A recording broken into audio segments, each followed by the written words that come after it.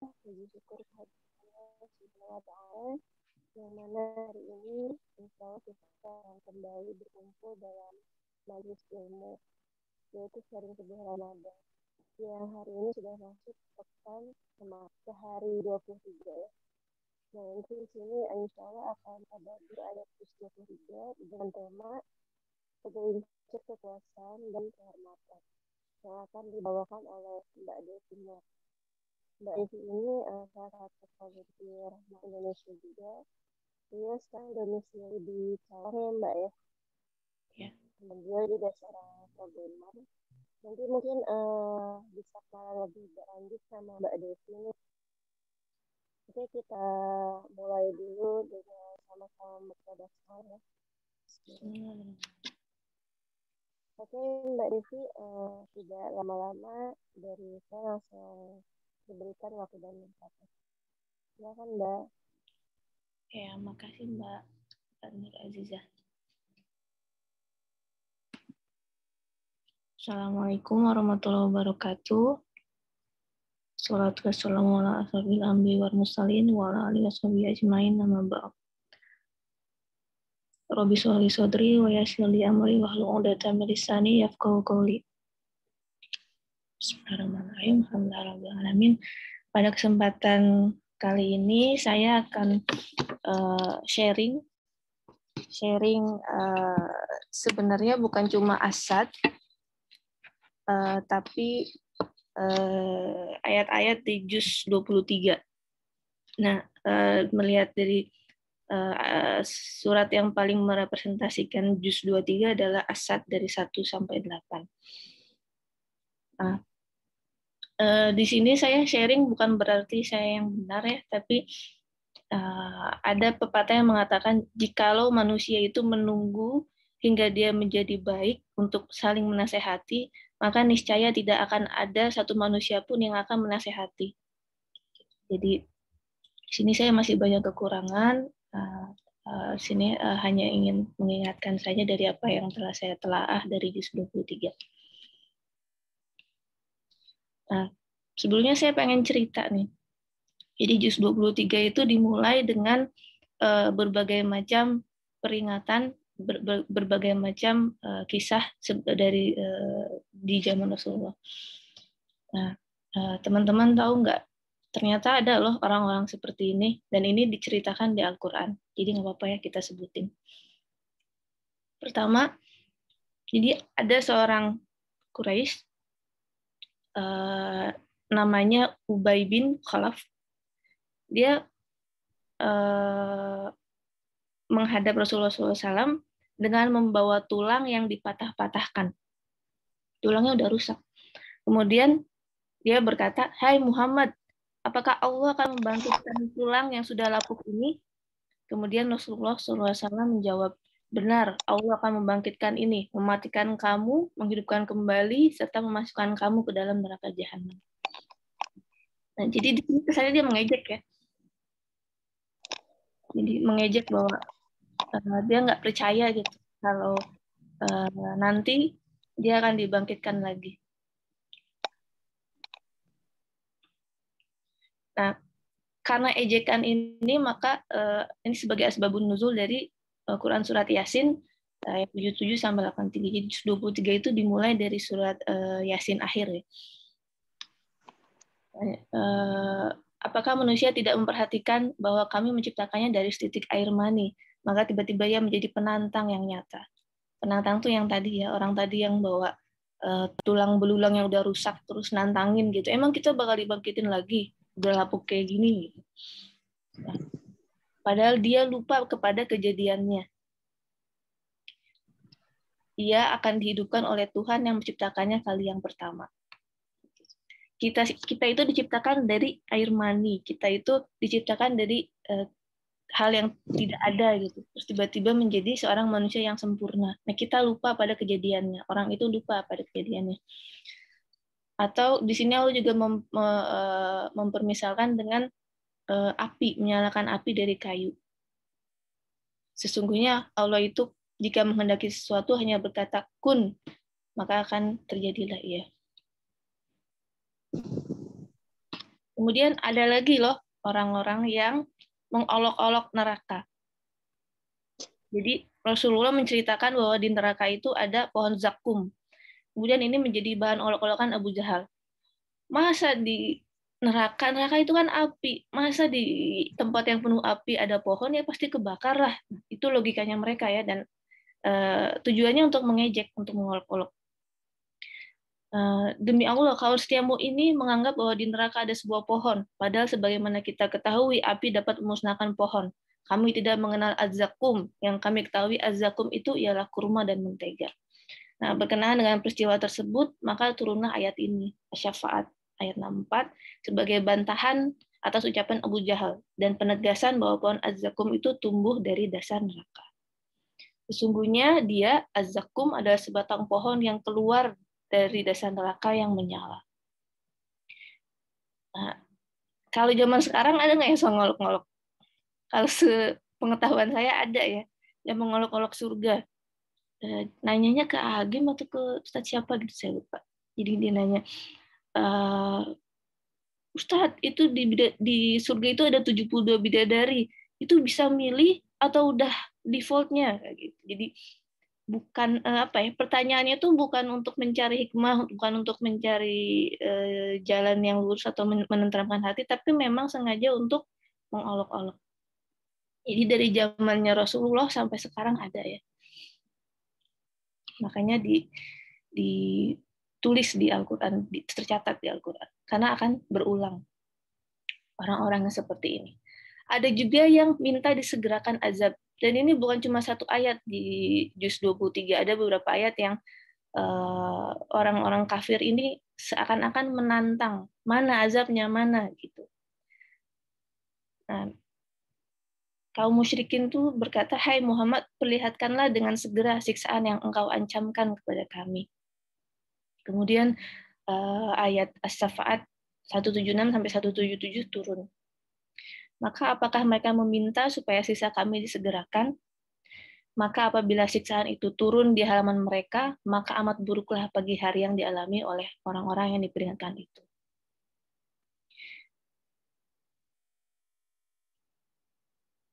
Kemudian ada lagi yang lebih parah lagi, menganggap Allah dan iblis itu bersaudara. Ini kelewatan banget ya. Jadi diriwayatkan oleh Zuwaybir dari Al-Dahlak yang bersumber dari Ibnu Abbas, bahwa ayat As-Safat 158 turun sebagai bantahan kepada 3 suku Quraisy, yaitu Sulaim, Khuza'ah, dan Zuhainah, yang menganggap bahwa Allah dan iblis itu bersaudara. Diriwayatkan oleh Al-Baihaqi di dalam kitab Syu'abul Liman yang bersumber dari Mujahid, bahwa pembesar-pembesar Quraisy berkata, malaikat itu putri-putri Allah. Maka bertanyalah Abu Bakar Asy-Siddiq, kalau begitu siapakah ibu-ibunya? Mereka menjawab, putri-putri pembesar jin. Nah, karena hal ini maka turunlah ayat As-Safat 158. Dan mereka adakan hubungan nasab antara Allah dan antara jin. Sesungguhnya jin mengetahui bahwa mereka benar-benar akan diseret ke neraka. Jadi kalau kita lihat tadi ada yang mengolok-olok tentang hari kebangkitan, bawa tulang, kemudian ada lagi yang mengolok-olok neraka, kemudian ada lagi yang ini, kalau menurut saya ini keterlaluan ya, menganggap Allah dan iblis bersaudara. Kalau sekarang ada nggak? Kalau sekarang ada ya, ada yang malah dibikin lagu ya, God is woman gitu. Tuhan itu wanita. Jadi kok bisa ya sampai seperti itu. Nah, ada juga yang dia tahu tentang kebenaran Al-Quran, jadi dia tahu hari kebangkitan itu akan datang. Kemudian dia tahu bahwa Al-Quran ini adalah petunjuk yang benar, dan dia tahu bahwa Al-Quran ini datangnya dari Allah, Tuhan yang menciptakan alam semesta. Dia tahu gitu, tapi dia nggak mau mengikutinya. Ini tingkatannya paling tinggi nih, paling tinggi kebangkangannya tuh.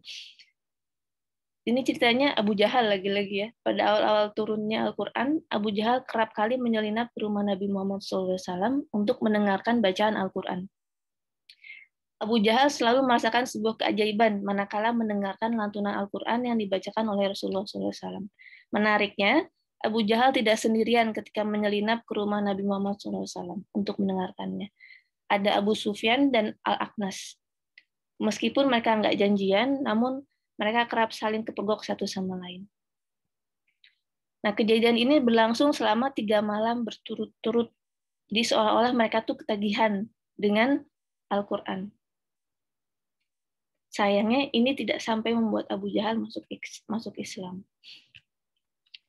Nah, Abu Jahal ini sebutan di kaum Quraisy namanya Abu Al-Hikam, Bapak Wisdom, Bapak Kebijakan, Bapak Kebijaksanaan. Jadi orang yang paling bijak gitu. Itu sebutannya Abu Al-Hikam. Kalau di Al-Qur'an disebutnya Abu Jahal. Kenapa Abu Al-Hikam? Karena dia yang paling wise, paling bijak, paling pintar, dan selalu dijadikan panutan oleh kaumnya. Al-Miswar bin Makromah pernah bertanya kepada pamannya Abu Jahal perihal sosok Nabi Muhammad SAW. Kata Abu Jahal, Nabi Muhammad SAW adalah seorang yang sangat jujur. Ini Abu Jahal yang bilang. Dia sangat jujur, tidak pernah berbohong, sehingga dia diberi julukan Al-Amin, yang terpercaya. Lalu Al-Miswar bertanya lagi, mengapa Abu Jahal tidak mau mengikuti Nabi Muhammad SAW? Kemudian si Abu Jahal menjawab, wahai anak saudariku, kami dan Bani Hashim saling memperebutkan kehormatan.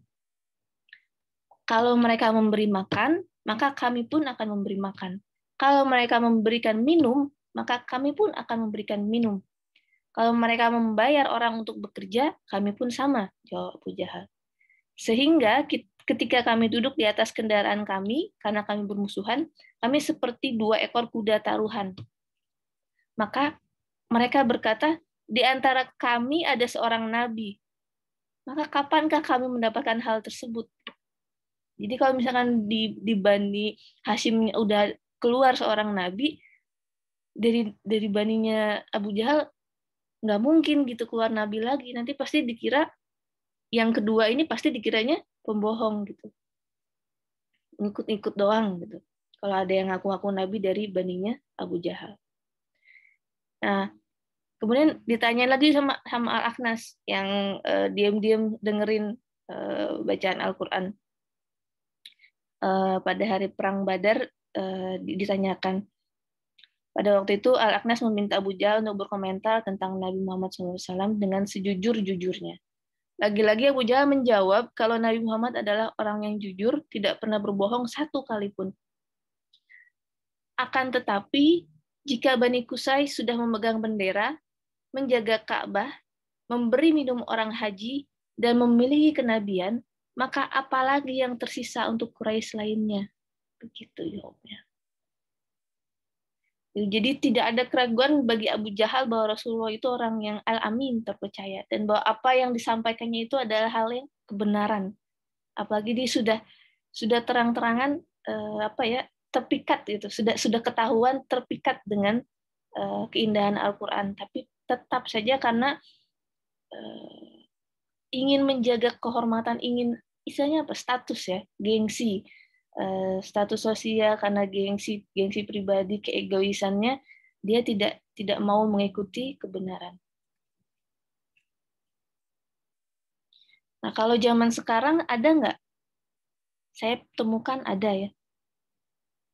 Jadi ada lumayan cukup terkenal, dia itu orang Yahudi yang meneliti tentang Rasulullah SAW, sampai sangat terpikat sekali dengan Rasulullah SAW. Nah, tapi begitu banyak yang akhirnya reach out ke dia, orang-orang Muslim, terus ada yang nanya, kenapa kamu tidak masuk Islam? Terus dia jawabnya, bagaimana mungkin? Dia bilang, gimana dengan nenek moyang saya, Yahudi, keturunan Yahudi kan?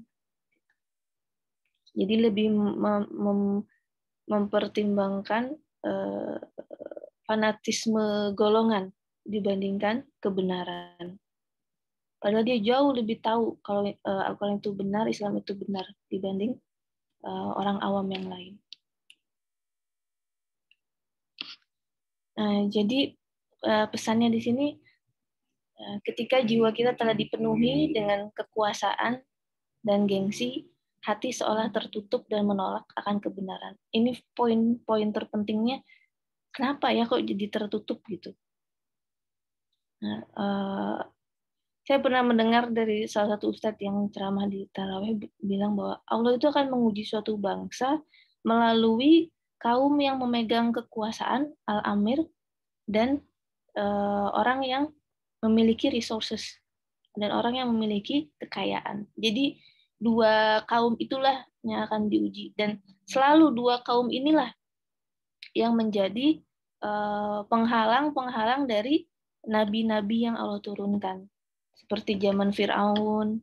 Zaman Fir'aun kan dia memiliki kekuasaan dan memiliki status kehormatan. Dia sebagai pimpinan tertinggi ya. Nah, ini adalah ujiannya bagi orang-orang yang memiliki kekuasaan dan kehormatan. Nah, masih berlanjut. Ini sebelum saya masuk ke surat Sad ayat 1-8, diriwayatkan oleh Ahmad At-Tirmizi yang bersumber dari Ibnu Abbas. Menurut Al-Hakim, riwayat ini sahih bahwa ketika Abu Talib sakit, datanglah kaum Quraisy mengadu perihal ajakan Rasulullah. Pada waktu itu Rasulullah datang menengoknya. Berkata Abu Talib kepada Nabi Muhammad SAW, "Apa yang engkau inginkan dari kaummu, hai keponakanku?" Rasulullah menjawab, "Aku ingin agar mereka mengucapkan satu kalimat yang menyebabkan mereka beragama, sedang orang-orang yang keras hatinya harus membayar jizyah." Kemudian Abu Talib berkata, "Apakah kalimat itu?" Rasulullah menjawab, "La ilaha illallah, tidak ada Tuhan selain Allah." Kaum Quraisy berkata, "Sangat aneh, Tuhan kok cuma satu." Nah, karena peristiwa ini maka turunlah Quran surat As-Sad 1-8. Shad wal Qur'ani dzidzikr. Ini Shad ini Allah banyak memulai surat-suratnya dengan huruf-huruf yang ahli tafsir pun tidak memahaminya ya. Ini hikmahnya menurut Ustadz Noman bahwa kita kalau misalkan mempelajari Al-Quran, walaupun misalkan, tapi saya nggak ngerti nahu. Jadi, misalkan kita sudah memahami nahu, sudah mengerti bahasa Arab, letterlek banget gitu, dan sudah merasa paling pintar gitu. Nah, tapi pasti akan mentok dengan huruf-huruf ini. Nah, di sini Allah mengajarkan bahwa kita harus selalu menunduk, harus selalu punya adab dalam mempelajari Al-Quran itu, bahwa kita tidak mengetahui semuanya. Yang mengetahui segala hal itu hanya Allah Subhanahu wa Ta'ala. Kemudian wal Quran itu zikr. Wal Quran. Di sini wal Quran ini berarti demi Al-Quran, sumpah. Jika Allah bersumpah demi sesuatu, berarti sesuatu itu penting. Seperti wal ashr, demi waktu, demi masa. Kalau di sini wal Quran, jadi evidence-nya itu adalah Al-Quran, demi Al-Quran. Demi Al-Quran. Wal Quran itu zikr. Zikr di sini berarti penuh dengan peringatan, reminder, zikr. Dan memang di Al-Quran ini banyak sekali kisah-kisahnya tuh yang diulang, walaupun dengan pembahasan yang agak berbeda, tapi diulang lagi. Misalnya seperti iblis tidak mau sujud, itu kan di Al-Baqarah ada, kemudian di juz 23 akhir juga ada, itu perulangan. Nah, kenapa sih diulang-ulang terus ya? Tuh. Kemarin saya dapat dari ustadz saya bilang, manusia itu kan diciptakannya dari tanah ya. Sedangkan kita kalau mau membentuk barang dari tanah, kendi atau gelas gitu kan, kita kalau lihat yang pengrajin itu diputer kan tuh, diulang-ulang gitu kan, ngebentuknya itu nggak bisa langsung cuk gitu. Kalau mau bagus kan harus diulang. Nah, itu karakternya manusia itu seperti itu. Kita kalau mau membentuk anak-anak kita, kalau mau dakwah ke teman-teman kita itu jangan sekali gitu. Tapi emang harus berulang-ulang. Makanya saya kadang bingung kenapa ya yang orang Kristen itu paham memegang teguh, kan ada teman saya yang non Muslim, dia memegang teguh ininya Kristennya dengan sangat teguh banget gitu ya. Kenapa dia ya? Oh mungkin karena diulang-ulang. Karena manusia itu kalau diulang-diulang, bahkan berita hoax yang kalau dia diulang-ulang terus akhirnya jadi dianggap benar gitu. Framing itu lama-lama kalau diulang-ulang terus bakal dianggap benar. Itu manusia tuh kayak gitu. Dan Allah pun mengajarkan kita dengan cara berulang-ulang. Ada di ayat yang pertama kali turun, Iqra bismi rabbikal ladzi khalaq, khalaqal insana min 'alaq, Iqra wa rabbukal akram, 'allamal insana Jadi kalau ada kata kerja yang bertasjid itu artinya dikerjakan secara berulang-ulang. Jadi Allah mengajarkan secara berulang-ulang, mengajarkan manusia secara berulang. Jadi Al-Quran ini akan terus-menerus penuh dengan pengulangan, diajarin lagi, dikasih tahu lagi seperti itu. Balil ladzina kafaru fi 'izzati wa shiqaq. Balil ladzina kafaru, sesungguhnya orang-orang kafir itu berada dalam izzati, kesombongan. Jadi kalau Ustaz Noman bilang izzati itu dia holding on to the pride. Jadi dia nggak mau melepaskan kesombongannya dia gitu. Dan tetap pengen yang paling tinggi. Terlalu angkuh, terlalu arogan untuk menerima kenyataan gitu. Untuk menerima kebenaran tuh terlalu sulit gitu. Karena mereka lebih memilih kehormatannya dia, lebih memilih pride-nya dia. Washikok ini sama seperti inshikok, langit yang terbelah gitu. Kalau washikok di sini berarti terpisah, nggak bisa nyambung lagi itu washikok. Contohnya itu seperti batu yang udah terbelah, patah tuh nggak bisa balik lagi. Atau misalnya kalau kita ada shikok dengan seseorang, kita nggak mau di ruangan yang sama dengan orang tersebut. Nah, sedangkan di sini pembahasannya kenapa ada washikok, jadi orang-orang kafir ini tidak mau mempertemukan antara dua hal. Apa dua hal itu? Yang pertama evidence-nya apa? Al-Quran, bahwa Al-Quran itu hak. Dan konklusinya apa? Kalau Al-Quran itu benar, berarti Rasulullah itu adalah utusan Allah. Nah, mereka nggak mau nerima ini.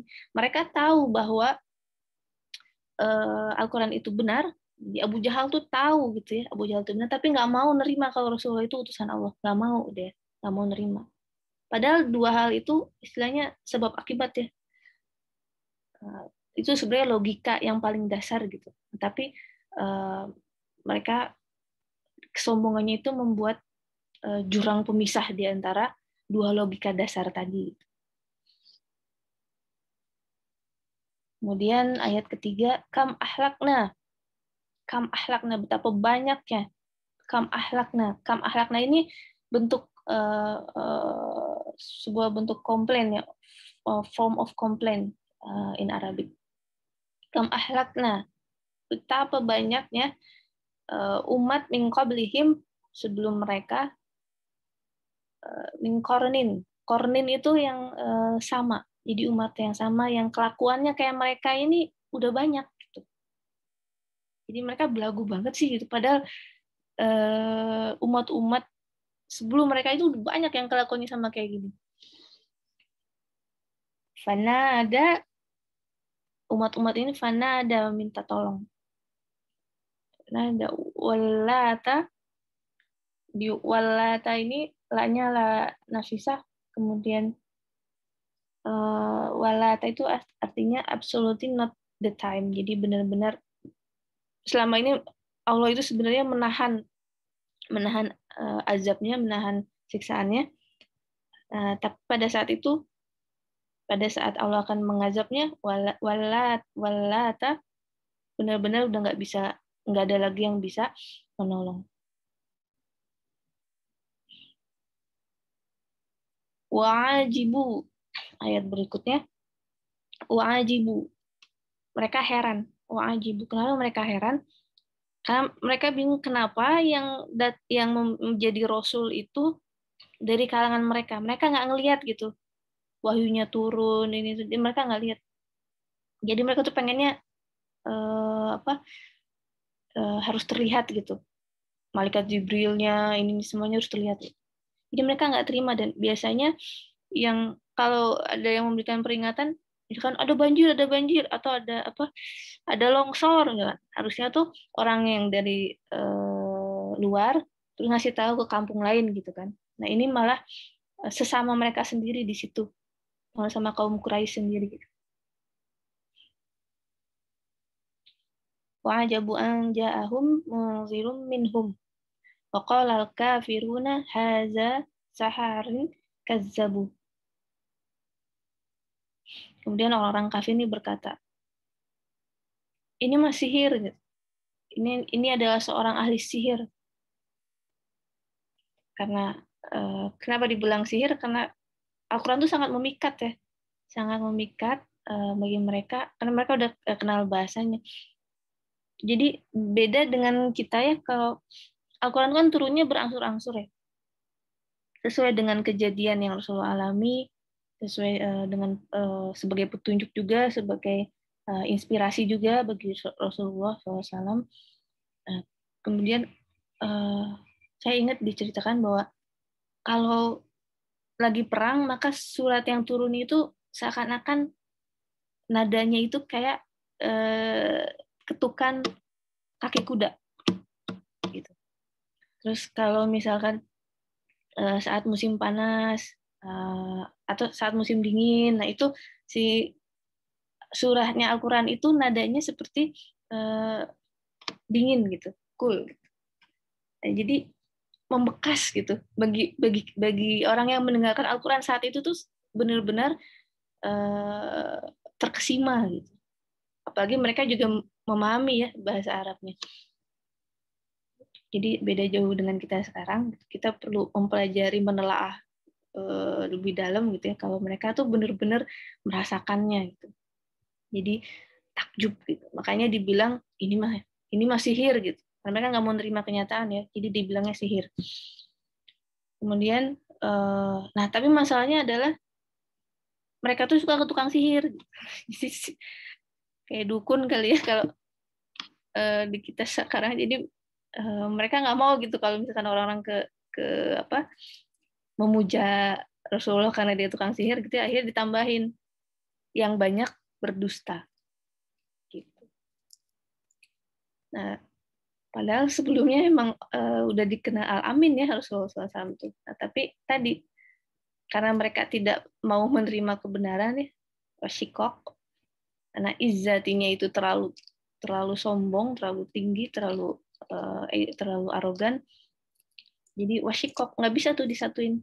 Jadi yang tadinya Al-Amin kok tiba-tiba jadi dibilang pendusta. Kemudian ayat kelima, aja alal alihata ilahan wahid. Mengapa ia menjadikan Tuhan-Tuhan itu hanya satu? Gitu. Sungguhnya ini benar-benar suatu hal yang sangat mengherankan.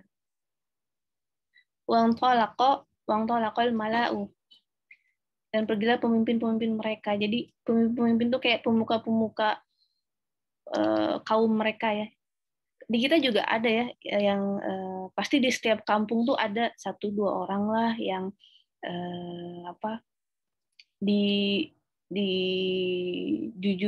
dihormati sama orang sekampung gitu, pasti ada. Nah, si pemuka-pemuka ini yang berkata, pergilah kamu dan tetaplah menyembah Tuhan-Tuhanmu. Jadi kayak menyuruh yang didakwain sama Rasulullah ini, udah pergi aja, kamu tetap sembah Tuhan-Tuhanmu. Sesungguhnya ini benar-benar suatu hal yang dikehendaki. Ma sami'na bihadza fil millah. Di sini Allah memperlihatkan lagi kesombongannya mereka. Mereka memperlihatkan lagi kesombongan mereka. Kami tidak pernah mendengar hal ini. Ini sombongnya ya. Ini yang harus jadi highlight juga buat kita.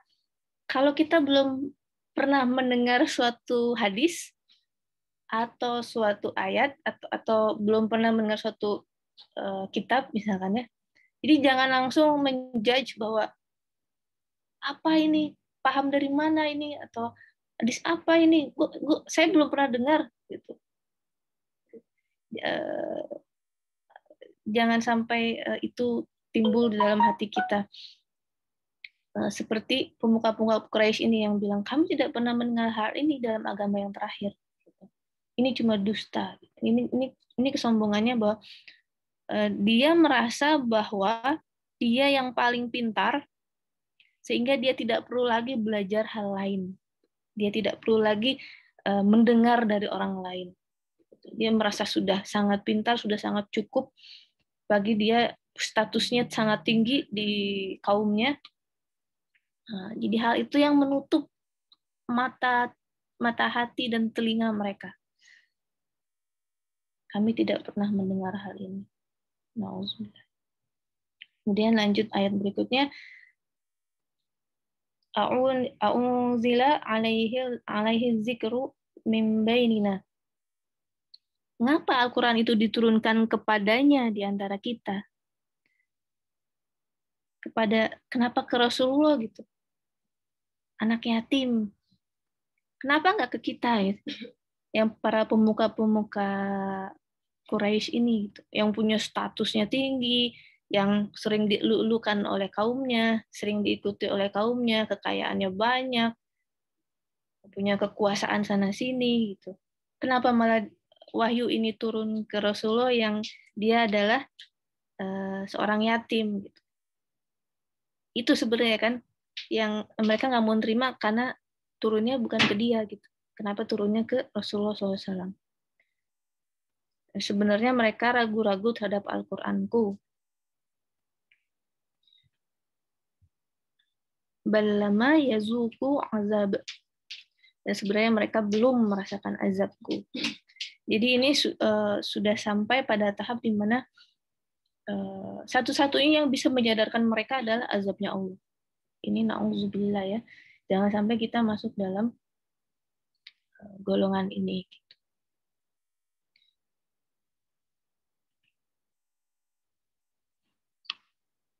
Nah, ini jadi highlight juga, reminder juga buat saya dan buat kita semua bahwa pelajarannya dari kaum Quraisy ini bahwa telinga mereka itu tertutup hanya karena kebenaran datang dari, kalau sini saya bilangnya kasta ya, kasta yang lebih rendah, atau dari seseorang yang statusnya lebih rendah dari kita. Padahal dia ngomongnya benar gitu, tapi kita nggak mau menerima kebenaran itu.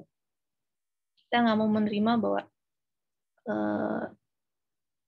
kita malu atau gimana gitu ya. Berat. Nah, pertanyaannya, kalau kita lihat, kalau kita baca Al-Quran tuh, itu kan orang Quraisy, itu kan orang kafir. Gitu. Pertanyaannya tuh, emang kita nggak pernah dihinggapi penyakit ini? Gitu. Saya ingin refleksi aja ya diri saya sendiri gitu ya sebelumnya. Kalau misalkan teman-teman ada nggak yang jadi tulang punggung keluarga? Tulang punggung keluarga kemudian biasanya kan menafkahi keluarganya, atau bahkan jadi generasi sandwich ya, juga menafkahi ibu bapaknya. Nah, biasanya kalau sudah menafkahi, biasanya ya, kalau sudah menafkahi itu kayak ada sedikit kekuasaan yang hinggap di kita terhadap orang tersebut, kayak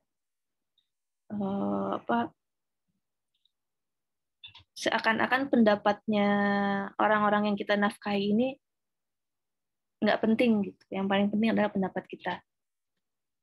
Karena saya pernah out of control akan hal ini, terutama yang harus kita jaga adalah kepada orang tua kita yang sudah lemah. Jadi orang tua kita misalnya yang sudah pensiunan, yang sudah misalkan sakit-sakitan, yang ngomongnya udah ngelantur, ada kan yang seperti itu. Nah, kemudian di sisi lain kita sebagai anak di usia produktif, karirnya sudah menanjak, kemudian ilmu kita banyak, ilmu baik itu ilmu dunia maupun ilmu agama, kemudian relasi kita banyak, pokoknya kita punya authority, punya kekuasaan. Jadi di tingkat keluarga kita punya kekuasaan, mungkin keluarga besar juga mungkin ya.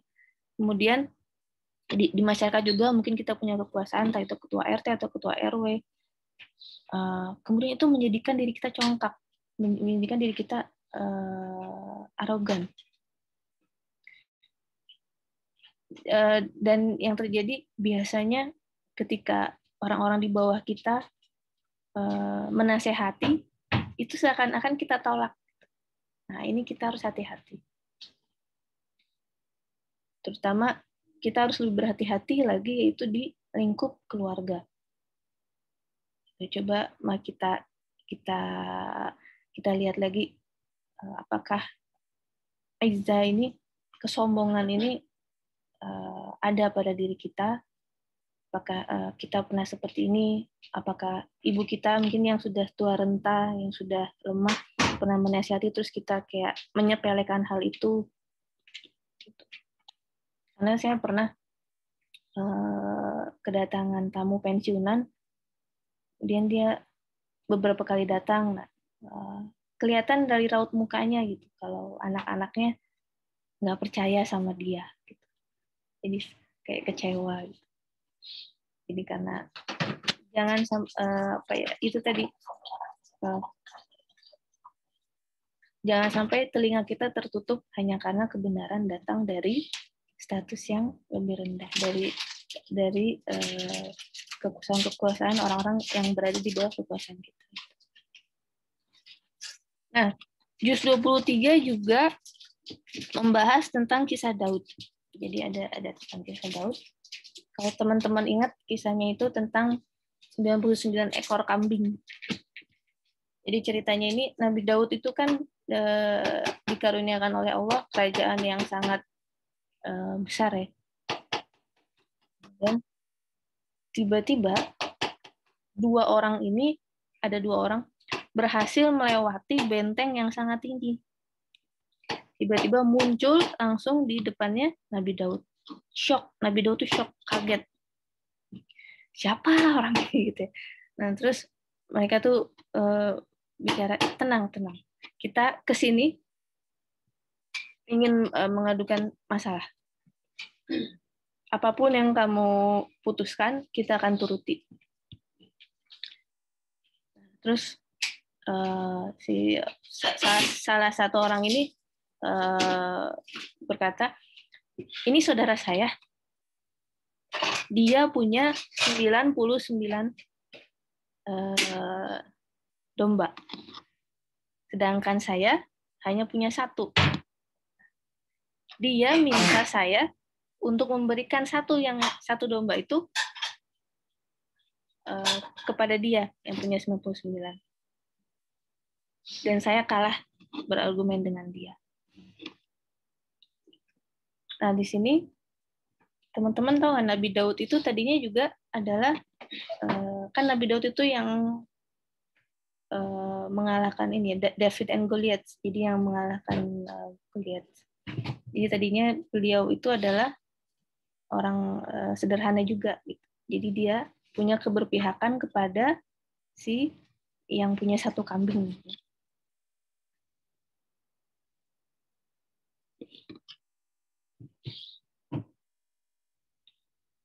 Kemudian Daud berkata, sungguh dia telah berbuat zalim kepadamu dengan meminta kambingmu itu untuk ditambahkan kepada kambingnya.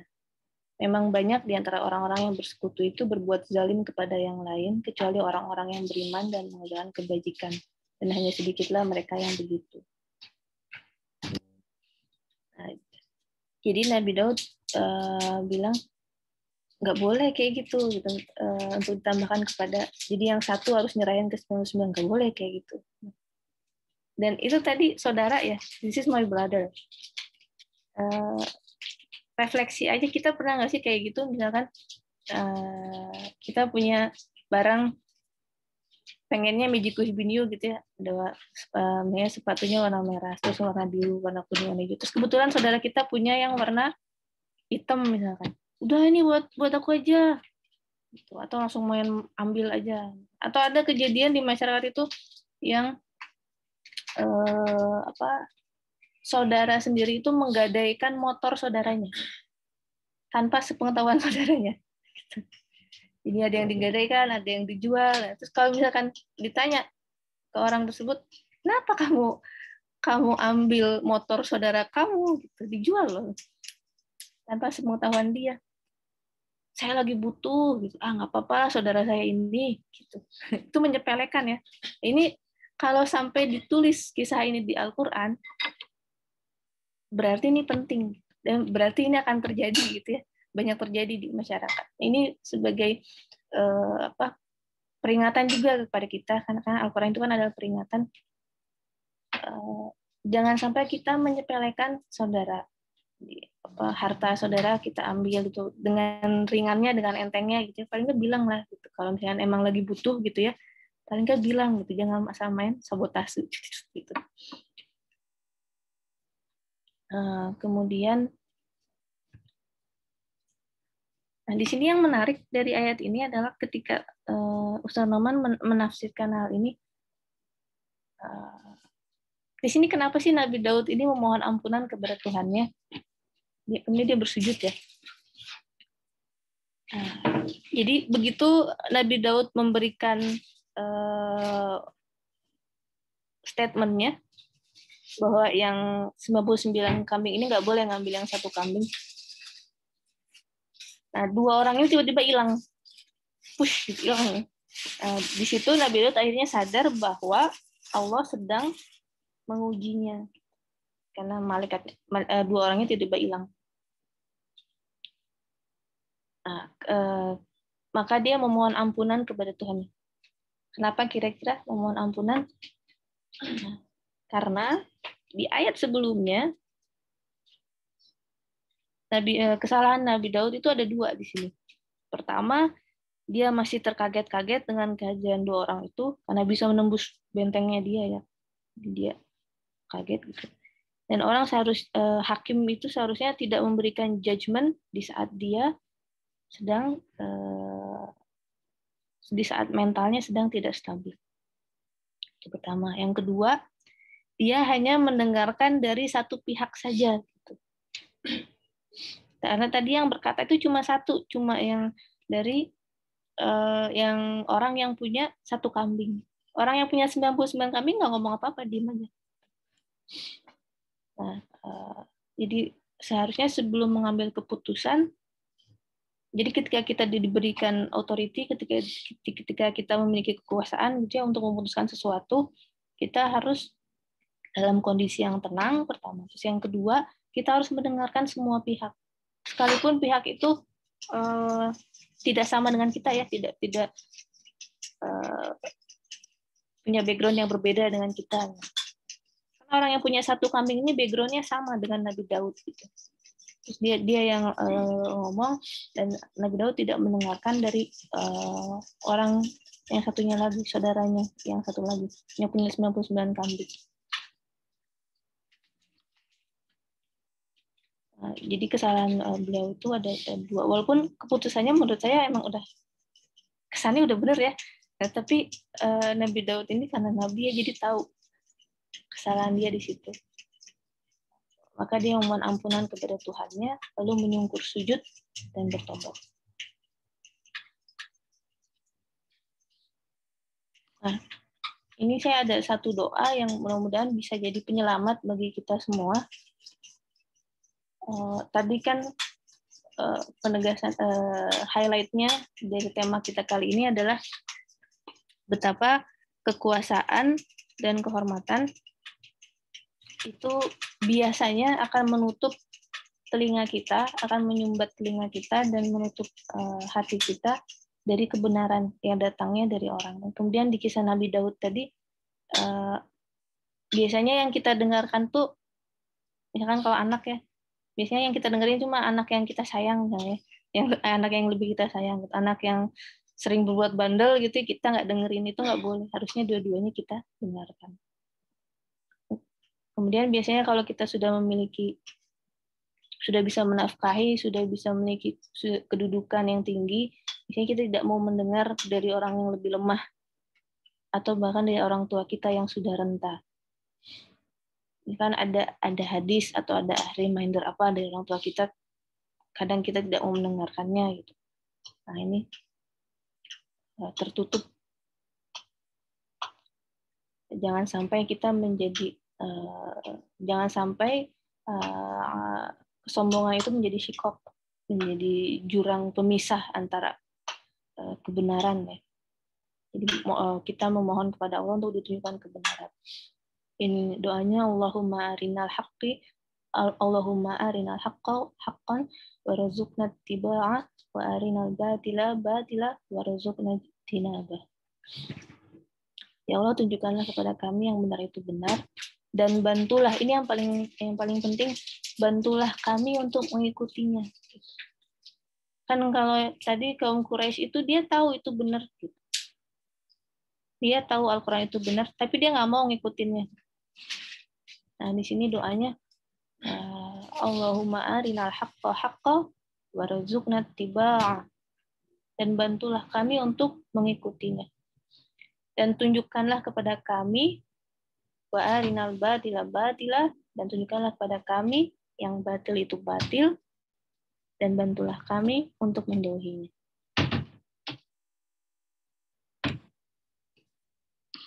Nah, kemudian saya mau cerita sedikit tentang Quran surat As-Sad. Ini ada di pembahasannya Ustaz Nauman. Menarik ya, tentang simetri ini di Al-Baqarah juga ada, nah di As-Sad juga ada. Jadi argumennya Ustaz Nauman tuh, Allah itu menciptakan tangan kita sempurna, gitu, berluas-luas dengan simetri. Nah, tidak mungkin Allah menurunkan Al-Quran tanpa keindahan simetri itu.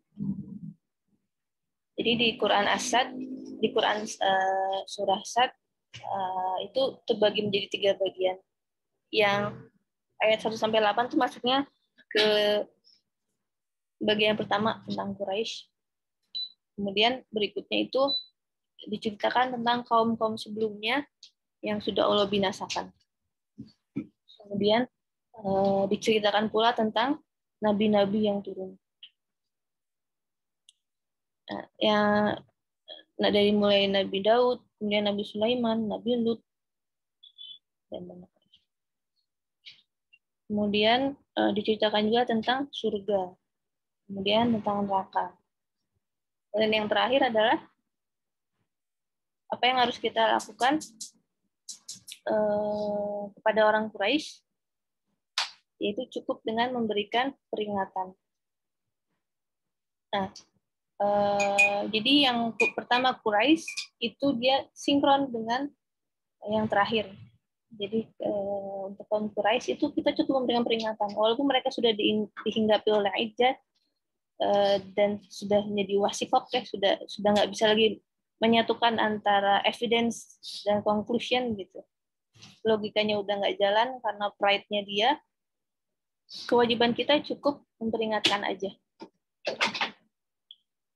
Setelah itu nation ini kaum-kaum sebelumnya, dan biasanya pemuka-pemuka yang dihinggapi oleh kekuasaan dan kekayaan, itu biasanya kaum yang paling banyak menolak. yang paling banyak membangkang dengan wahyu-wahyu Allah, maka dia akan masuk ke dalam hell, neraka. Kemudian bagian ketiga, prophets, tentang nabi-nabi Allah, maka simetrinya adalah masuk ke dalam surga.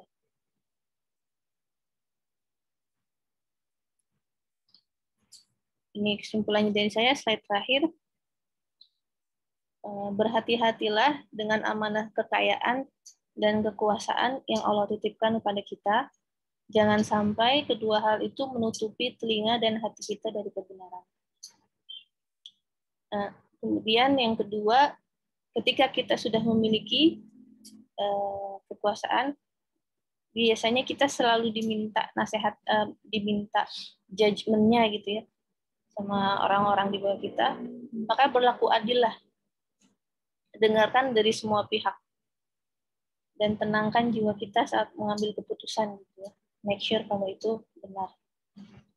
Terus yang ketiga, ini dari doanya Nabi Sulaiman setelah Nabi Daud. Itu tidak saya bahas di sini doanya karena sebelumnya sudah dibahas di story, di sharing morning sebelumnya oleh Mas siapa? Namanya saya lupa. Tapi sudah dibahas di Nabi Sulaiman itu, doanya Nabi Sulaiman. Jadi ketika kita sudah memiliki posisi, jabatan, dan sudah memiliki kekayaan, maka gunakanlah itu sebesar-besarnya untuk dakwah dan akhirat. Sebagaimana Nabi Sulaiman yang menggunakan kekuasaannya untuk berdakwah di jalan Allah SWT. Demikian dari saya. Kurang lebihnya saya mohon maaf. Wassalamualaikum warahmatullahi wabarakatuh. Waalaikumsalam warahmatullahi wabarakatuh. Oke, baik teman-teman. Alhamdulillah sharing subuhnya sudah tadi ya sama Mbak Devi. Sekarang kita bagian ke diskusi teman-teman. Boleh di kolom chat ya. Atau tadi karena saya sempat keluar, apa tadi ada ya yang di kolom chat. Jadi chatnya ini kosong lagi di saya. Mbak Siti, ada nggak ya tadi? Oke, sambil menunggu nanti kita ini saja dulu ya. Kita refleksi dulu. Di sini saya lihat ada Pak Hanif, Mas Heru, Ibu Hafni, Bang Muji, ya. Oke, teman-teman yang lain juga boleh raise hand saja ya. Kayak gitu. Mungkin yang pertama dari Pak Hanif bagaimana Pak?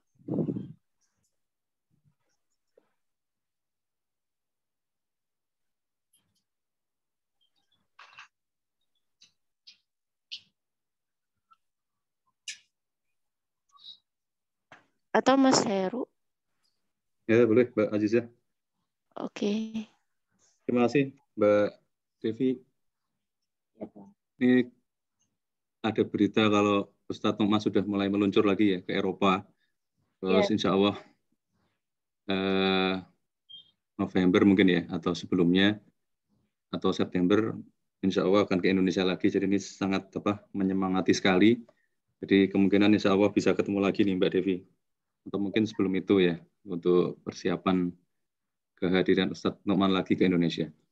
Ini saya setuju sekali di awal penyampaian tadi Mbak Devi bilang bahwa tidak perlu menunggu baik atau perfect dulu ya untuk mulai berbagi.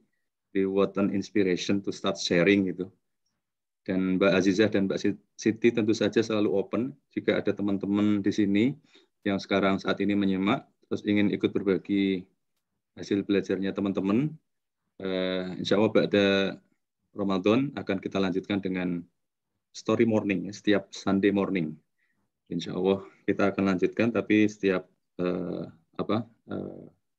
once a week ya, sekali seminggu. Nah ini yang saya simak tadi di awal bagian awal, mulai dari bagian awal Mbak Devi cerita tentang olok-olokan manusia ya di zaman Rasulullah, ejekan terhadap Rasulullah yang tadi dengan tulang belulang tadi itu dijawab dengan tegas oleh Rasulullah ya memang akan dibangkitkan ya. Ya termasuk yang ngomong itu ya, yang mengolok-olok itu kalau masih tetap seperti itu, masih tetap mengolok-olok, tetap ingkar, tetap tidak mau beriman, ya akan dibangkitkan dan masuk neraka gitu. Mengolok-olok surga, terus tadi juga Mbak Devi ngasih contoh yang apa? Olok-olokan yang pernah disampaikan ke Ustadz ke Kiai Abdul Hakim Nastiar ya, Hakim, mengolok ketuhanan. Nah ini juga Ustadz Numan pernah nyebutin nih, ini nama bahkan sampai menyebut nama ya, namanya Bill Maher. Jadi dia punya, mungkin teman-teman juga ada yang sudah tahu, dia punya channel Real Time with Bill Maher dan subscribernya di YouTube yang luar biasa 2,32, jadi 2 juta lebih, 2,32 M.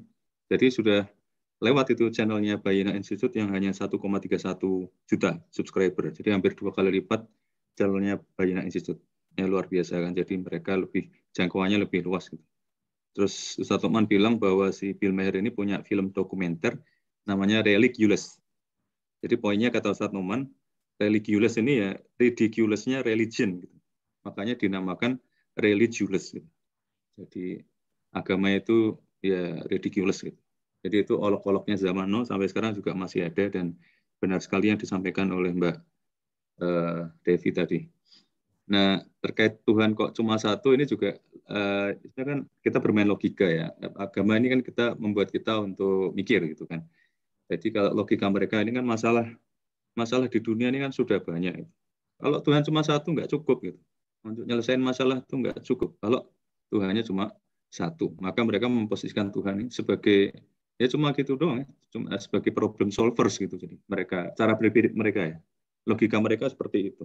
Tapi kalau logika ulama kan bukan gitu. Jadi kalau ulama ya gampang, dibalik aja gitu. Nah, ini kepada orang yang mengolok-olok tadi ya. Nah, kamu lebih suka punya bos satu apa bos banyak gitu kan? Kalau kalau disuruh satu bos saja udah kalang kabut, apalagi kalau punya bos banyak gitu. Nah, itu salah satu ya, bagian dari cara berargumentasi dengan apa logika-logika yang bisa diterima oleh akal sehat. Terus tadi di tengah-tengah Mbak Devi menyampaikan tuh saya kayak apa? Jadi menginspirasi, saking menginspirasinya itu justru membuat saya bersyukur. Alhamdulillah, alhamdulillah, alhamdulillah itu. Yang terkait status sosial yang tinggi. Jadi kan Mbak Devi mengingatkan kita kembali kan di ayat-ayat Al-Quran kan kita jumpai banyak itu kan yang apa cerita-cerita tentang orang yang tidak mau beriman karena status sosial yang sudah terlanjur tinggi. Tadi banyak contoh yang disampaikan oleh Mbak Devi termasuk jadi apa ketua RT lah, ketua RW atau apalah gitu kan. Tokoh masyarakat dan sebagainya. Jadi ketika kita tidak tinggi-tinggi amat status sosialnya, berarti itu ya alhamdulillah patut disyukuri itu. Ya karena terbukti dari ayat-ayat Al-Quran, status sosial yang tinggi itu bisa menjerumuskan pemilik status yang tinggi tadi itu kepada kekafiran, kepada keingkaran, kepada sikap tidak mau beriman. Jadi jika status sosial kita ternyata tidak tinggi-tinggi amat ya itu justru alhamdulillah gitu, patut kita syukuri dan apalagi kalau kita memang tetap dalam keadaan beriman dan mudah-mudahan Allah membuat kita istiqomah untuk tetap beriman. Tapi tentu saja kalau kita merasa status sosial ada di sini teman-teman yang hari di sini yang ternyata status sosialnya tinggi, ya itu juga perlu disyukuri gitu ya, dengan banyak beramal. Nah, sedikit saja ini mungkin saya akan sedikit nambahin dari sisi versi apa tafsir Jalalain ya, karena saya jumpai ada poin-poin yang menarik gitu dari tafsir Jalalain. Misalnya kita kan pernah membahas apa namanya betapa orang Indonesia atau bahasa Indonesia itu erat hubungannya dengan bahasa Arab gitu kan, karena juga beberapa kata itu diserap dari bahasa Arab. Dulu Kang Didi juga pernah cerita soal ini. Nah, di ayat ketiga itu kan ada kam ahlakna min qablihim min qarnin fanadau wala tahina manas. Jadi betapa banyak generasi sebelum mereka ini penduduk Mekah yang telah kami binasakan itu. Lalu mereka minta tolong ketika datang azab, mereka teriak-teriak gitu kan.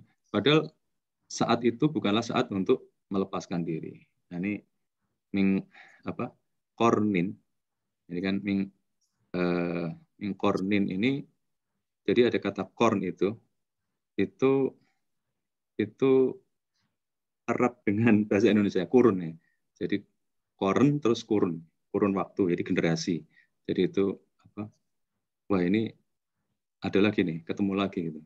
Apa namanya, bahasa Indonesia yang bahasa Arab yang erat dengan bahasa Indonesia. Jadi memudahkan kita untuk memahami, dan kalau apa? Kita kan dalam perjuangan untuk connect with the Quran. Jadi makin kita kalau ada yang memudahkan kita untuk connect, yaitu kita manfaatkan gitu kan. Misalnya eratnya kata-kata bahasa Indonesia dengan bahasa Arab. Terus yang juga ini saya dengarkan dari tafsir Jalalain dari seorang ulama yang menjelaskan terkait ayat keempat, ya, yang wa'ajibu anja'ahum mundirum minhum wa qala al-kafiruna hadza sahirun kadzdzab. Mereka heran atau mereka terheran-heran karena telah datang kepada mereka seorang pemberi peringatan atau rasul dari mereka. Ini yang disoroti adalah kata minhum. Jadi wa'ajibu anja'ahum mundirum minhum. Minhum ini kan dari mereka, secara gampangnya ya. Min itu dari, hum itu pronoun atau kata ganti atau attached pronoun atau domir ya, bahasa Arabnya. Hum itu mereka. Nah, tapi ini yang di tafsir Jalalain ini dan penjelasan oleh ulama itu bukanlah domir biasa. Jadi hum pada kata minhum ini bukanlah domir yang biasa. Karena tidak bisa disamakan Rasul itu dengan mereka. Jadi kan hum ini kata ganti ini merujuk ke siapa? Merujuk ke kata yang ada di depannya kan. Jadi kata yang ada di depannya adalah wa'ajibu, mereka terheran-heran. Mereka itu siapa? Orang kafir, gitu kan. Anja'ahum, karena telah datang kepada mereka. Kepada siapa? Ya, kepada mereka orang-orang kafir itu. Terus mundirum minhum, dari siapa? Dari mereka. Nah, itu perlu kehati-hatian dalam menafsirkan atau memahami itu. Karena ini misalnya contoh dicontohkan oleh ulama itu, ada seorang namanya Zaid. Dia mukmin. Dia hidup, tapi hidupnya di komunitas orang atau di wilayah orang kafir. Lalu orang kafir itu ya orang kafir itu tetangganya atau mungkin saudaranya atau keluarganya, keluarga besarnya atau habitatnya. Jadi itu minhum, dari mereka itu mesti hati-hati. Karena misalnya contoh ya, ada contoh lain kalau di Indonesia itu ada Syekh Nawawi yang berasal dari Banten, atau makanya dikenal dengan Syekh Nawawi Al-Bantani karena orang Banten. Jadi terus ada misalnya orang yang bilang bahwa orang Banten itu karakternya keras. Ini misalnya. Ini mohon maaf kalau ada yang dari Banten atau ada keluarganya dari Banten atau berasal dari Banten. Mohon maaf, ini misal aja. Misalnya ada orang yang bilang seperti itu. Maka kita tidak bisa menyifati bahwa Syekh Nawawi itu sifatnya ya seperti itu. Pokoknya ya persis seperti ya orang Banten tuh kayak gitu. Itu nggak bisa. Atau kalau di Amerika misalnya ada Dr. Nasir Karimian. Beliau ulama yang ada di Las Vegas, Nevada, dari Islamic Society of Nevada. Padahal kita kenal Las Vegas itu kota judi, ya kan? Nah, tapi tidak bisa kita menyifati bahwa ya Dr. Nasir Karimian itu ya penjudi, ya, nggak bisa seperti itu. Maka ketika memahami ayat ini, jadi domir itu merujuk ke kata yang di depannya, tapi itu tidak berarti bahwa Rasul itu sifatnya sama dengan mereka. Atau sifat Rasul tentu saja berbeda dengan sifat orang-orang kafir. Dan di sini saya kayak berhenti sejenak, sempat berhenti sejenak ketika kemarin saya mendengarkan ini, terus wah ini kok nyambung dengan topik sebelumnya ya. Kemarin kan Dr. Andi itu membawakan honoring the messenger. Jadi menghargai, menghormati, memuliakan Rasulullah SAW. Jadi ini nyambung ke sini. Jadi salah satu bentuk kita honoring the messenger adalah tidak menyamakan sifat dari Rasul itu dengan sifat mereka. Ya tentu saja saya tahu teman-teman yang ada di sini tidak mungkin menyifati seperti itu. Tapi ketika kita memahami ini atau membawakan ini, itu bisa disalahpahami. Jadi ulama tadi berpesan supaya kita juga ada kehati-hatian terhadap ayat ini. Jadi Rasulun min kalau di tafsir Jalalain itu ada keterangan tambahannya kan Rasulun min anfusihim yundiruhum wa yukhawifuhum. Jadi yang memberikan peringatan kepada mereka, tapi itu istilahnya adalah berasal dari kampung mereka, tapi bukan berasal dari mereka yang sifatnya seperti itu. Jadi ini agak sedikit tipis ya, agak sedikit subtle. Tapi ya ini jadi menarik untuk dibahas sebuah kata minhum yang itu bukan domir biasa, domir yang merujuk ke domir sebelumnya, tapi tidak sama sifatnya. Jadi kaidahnya adalah bahwa domir itu merujuk ke kata sebelumnya, tapi sifatnya tidak harus sama. Saya kira itu sedikit tambahan dari saya dari tafsir Jalalain. Sekali lagi terima kasih Mbak Azizah, Mbak Devi Nur. Semoga kita dipanjangkan umurnya, bisa ketemu lagi dengan Ustaz Toman insya Allah di Indonesia, dan kumpul-kumpul lagi. Saya kira itu aja. Assalamualaikum warahmatullahi wabarakatuh. Waalaikumsalam warahmatullahi wabarakatuh. Pak Heru, jadi saya juga orang Banten. Ini nyambung yang tadi ya. Enggak. Berarti kalau ini contoh aja. Bisa pas ya? Ini contoh aja nggak apa. Oke. Teman-teman, di sini kita lanjut refleksi dulu ya. Mungkin di sini tadi Pak Hanif, bagaimana Pak Hanif? Tapi udah nggak ada ya. Udah nggak ada. Ibu Hafni? Ibu, halo? Halo, Oke. Assalamualaikum Mbak Devi. Salam. Terima kasih. Ya ini luar biasa seperti Pak Heru bilang itu nyambung ya sama kemarin. Ini yang orang Quraisy sendiri yang olok-olok Rasulullah SAW.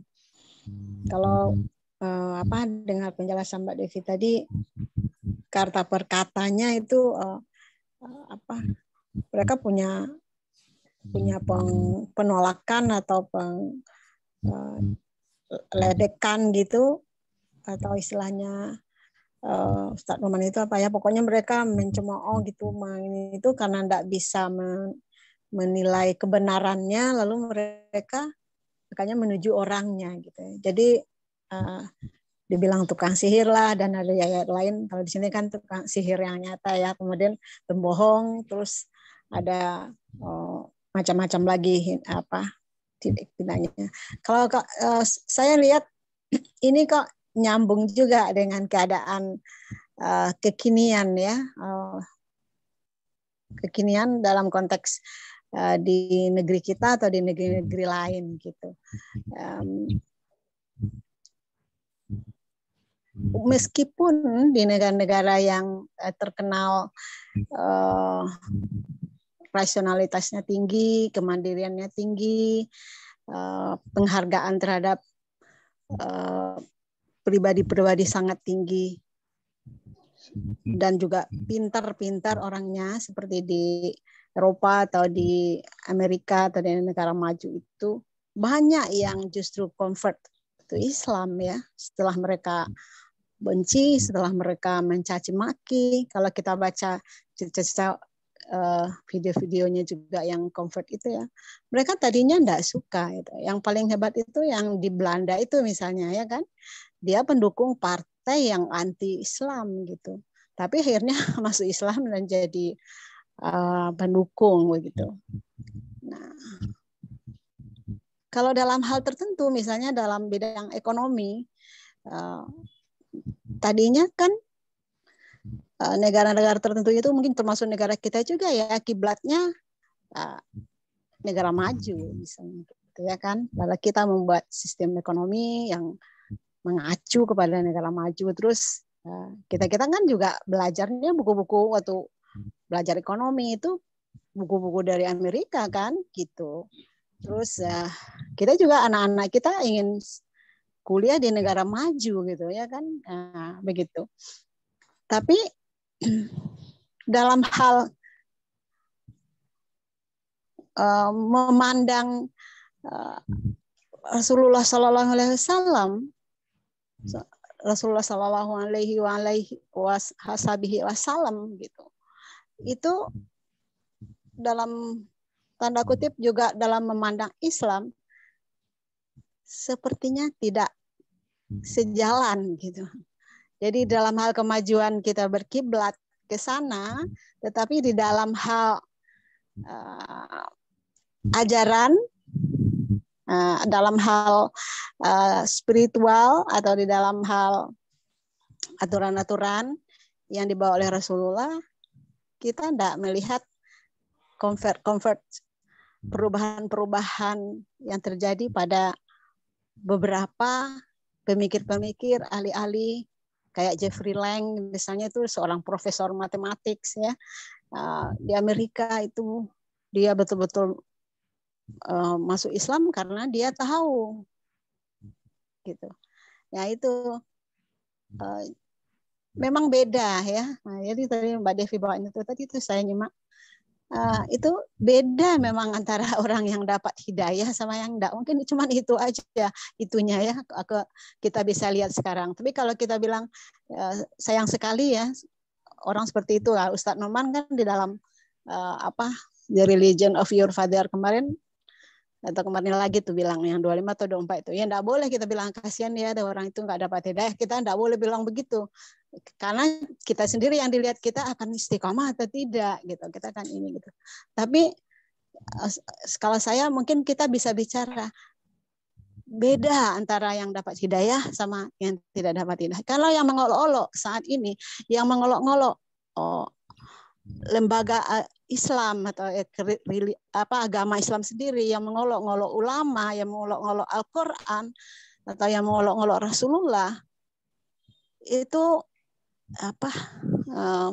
mungkin dari keluarga atau dari teman kita, dari sahabat kita, orang-orang yang kita kenal gitu kan, dan orang-orang yang tadinya kita dengar-dengar juga ucapannya dan kita ikuti petunjuk-petunjuknya gitu kan. Itu kita ya sedih-sedih ya, tapi enggak sedih-sedih banget gitu. Karena ya itu Allah, kalau Ustaz Noman bilang kemarin itu kan itu hak prerogatifnya Allah kan gitu. Kalau di videonya yang mana juga gitu. Jadi kita bisa berdoa, kita bisa ini, tapi itu hidayahnya Allah gitu. Ya, itu mungkin yang bisa dibawakan ke diri kita masing-masing gitu. Biar kita tidak terluka ya dengan sekarang ini ya, seperti yang ada orang tertentu yang menyuruh Quran harus digantilah, yang sebagian ayatnya harus dihapus, atau ada bahkan mengaku juga agama Islam bilang salat tidak ada perintahnya di Al-Quran, whatever it is gitu. Jadi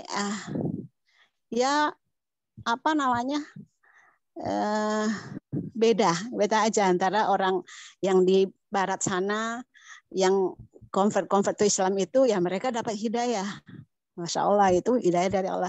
Dan yang berada di negara Islam sendiri, Ustadz itu bilang di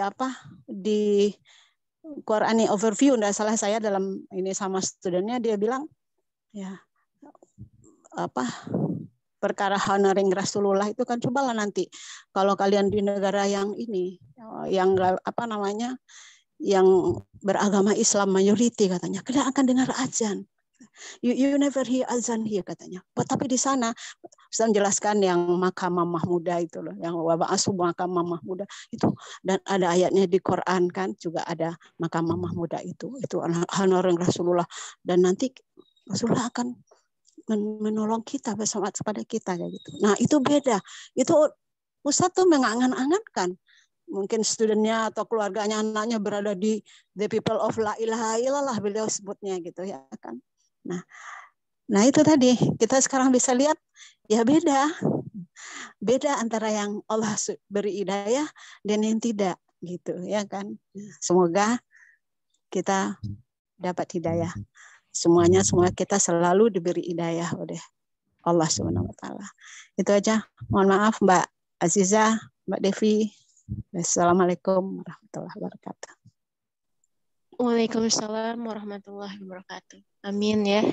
Amin ya rabbal alamin. Semoga kita sepanjang hidup diberi petunjuk oleh Allah Subhanahu wa taala. Amin ya rabbal alamin. Oke, mungkin kita lanjut dulu refleksi dari satu lagi dari Bang Muji ya. Bang Muji, disilahkan. Mbak Devi bisa screen-nya dikasih di ayat yang kelima.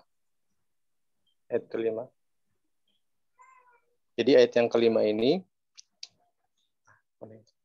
Allah Subhanahu wa Ta'ala kan berfirman, Ia menjadikan Tuhan-Tuhan itu Tuhan yang satu saja. Nah, jadi pertanyaan ini dari orang-orang musyrikin, apakah kemudian Nabi Muhammad itu menjadikan Tuhan-Tuhan itu hanya Tuhan yang satu saja? Sesungguhnya ini benar-benar satu hal yang sangat mengherankan. Pemikiran seperti ini ada di saat ini, sebagaimana juga disinggung sama Ibu Hafni. Tapi ini pemikiran yang menjadikan seseorang itu cenderung kepada pemikiran ateis, pemikiran yang kemudian menolak kebenaran daripada Al-Quran. Jadi ada dua. Kalau orang-orang beriman itu, mereka meletakkan Al-Quran di atas, lalu kemudian akal dan pikiran mereka itu mereka letakkan di bawah Al-Quran. Kalau misalnya orang-orang kafir ataupun orang-orang musyrikin dan orang-orang saat ini yang menganut pemahaman ateis, terkadang mereka meletakkan akal mereka di atas dan mereka meletakkan Al-Quran itu di bawah. Inilah yang kemudian menjadikan seseorang itu ragu dengan Islam ketika mereka menganggap segala sesuatu itu harus kemudian realistis dalam masalah agama. Realistis dalam masalah agama. Sampai kemudian ada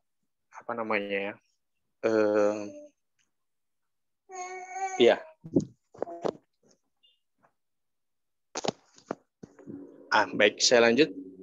Maka kemudian bagi orang-orang beriman, dia harus meletakkan Al-Quran itu di atas, kemudian akalnya itu mengikuti. Pernah ada orang bertanya ke saya begini, Ustadz, kan ada dalam satu riwayat itu, para sahabat itu kan bicara tentang takdir. Bahkan kemudian di beberapa dalil itu disebutkan bahwa Allah telah menetapkan siapa yang kemudian telah dimasukkan ke dalam surga dan siapa yang kemudian telah menjadi penghuni neraka. Itu kemudian Allah telah tetapkan 500 tahun sebelum kemudian alam ini diciptakan, atau kemudian setiap makhluk yang Allah ciptakan ini Allah ciptakan. Jadi itu 500 tahun. Jadi Allah sudah tentukan itu, surga dan neraka. Maka kemudian terkadang ada pertanyaan begini, lantas kenapa Ustaz kita harus diciptakan? Kalau endingnya kita sudah Allah tetapkan di dalam neraka. Kenapa Allah tidak buat saja kita di dalam surga? Dan kenapa kemudian Allah tetap ciptakan neraka? Dan kemudian Allah tidak tetapkan saja hanya ada satu tempat kembalinya manusia, yaitu berupa surganya Allah Subhanahu wa Ta'ala. Apalagi kemudian ketika mereka disiksa itu, siksaan yang mereka terima adalah siksaan yang kekal. Ini yang kemudian merujuk kepada ayat yang kelima. Ketika masalah agama itu diambil dengan akal yang posisinya itu lebih ditinggikan daripada masalah Al-Quran. Itulah kenapa dalam rukun iman ada iman kepada Allah, iman kepada para malaikat, iman kepada Rasul, iman kemudian kepada qadar dan qadar, termasuk di dalam itu yang tadi itu tentang penetapan Allah telah menetapkan siapa yang penghuni neraka, siapa yang penghuni surga, itu masuk di rukun iman, qadar dan qadar. Ada tentang hari kiamat, ada tentang kitab dan kitab-kitabnya Allah Subhanahu wa Ta'ala. Kenapa kemudian ada rukun iman ini dan Allah meletakkan qadar itu di dalam rukun iman?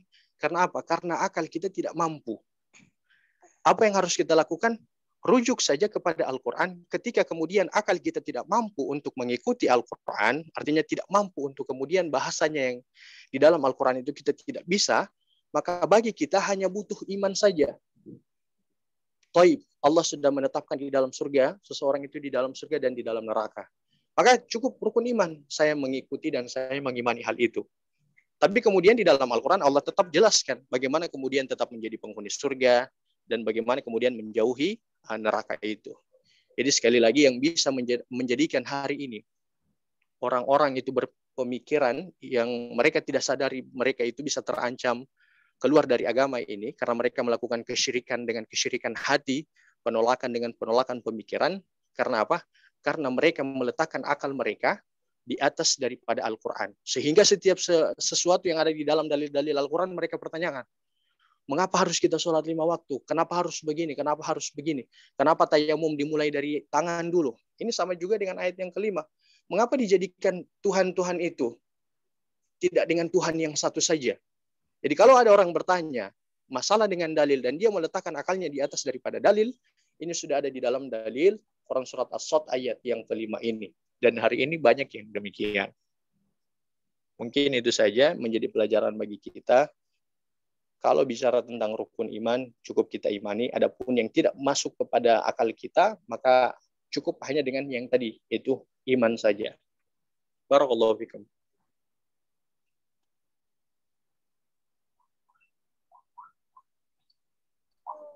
Ya, alhamdulillah, jazakallah Bang Muji atas refleksinya.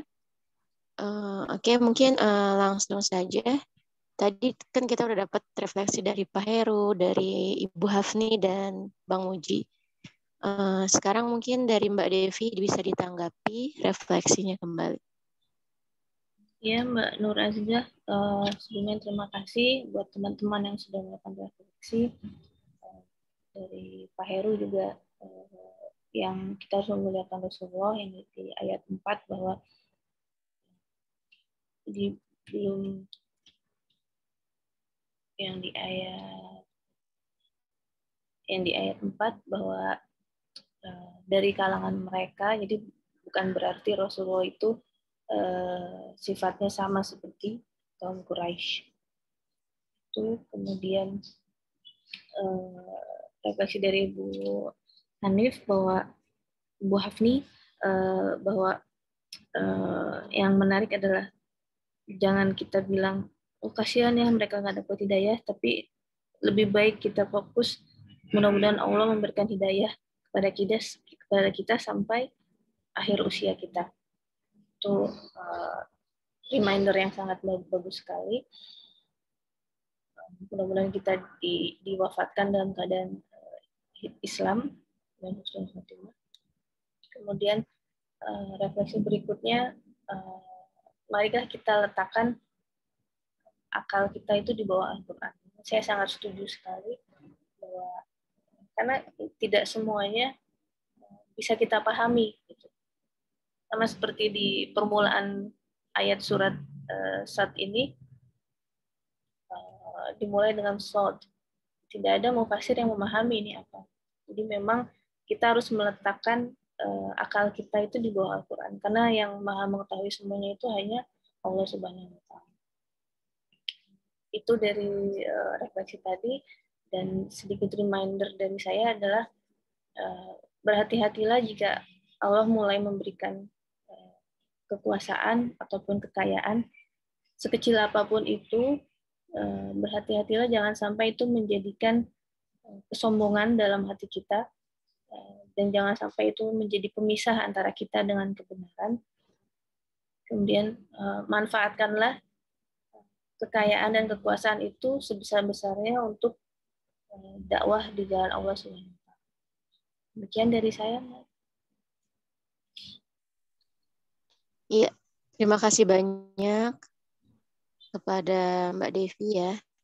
Kita teman-teman kalau ada yang ingin didiskusikan lagi ditunggu ya lewat kolom chat. Di sini baru ada dari Mbak Siti.